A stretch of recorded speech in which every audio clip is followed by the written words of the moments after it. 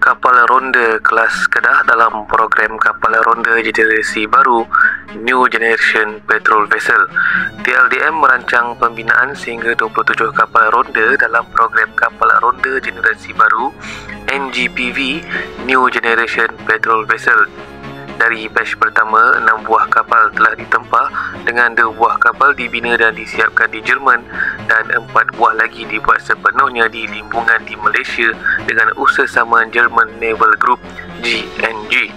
Kapal ini diasaskan dari reka bentuk modular Mako A100 di mana ia boleh ditingkat upaya menjadi korvet dengan mudah seperti sistem plug and play. Ciri-ciri kapal dalam kelas ini mirip dengan sebuah kapal korvet, namun ia dikonfigurasikan sebagai kapal ronda luar pantai iaitu OPV Offshore Patrol Vessel.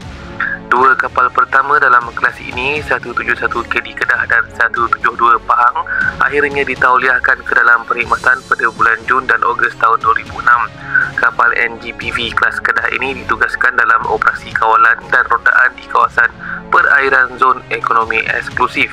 Kapal kelas Kedah ini dilengkapi dengan senjata ringan hanya dengan meriam auto melara 7262mm dan auto melara 30mm. Kapal ketiga KD Perak dan kapal keempat KD Terengganu baru saja diserahkan kepada TLDM. Sistem persenjataan yang lebih berkuasa dan berat boleh ditambah sekiranya perlu.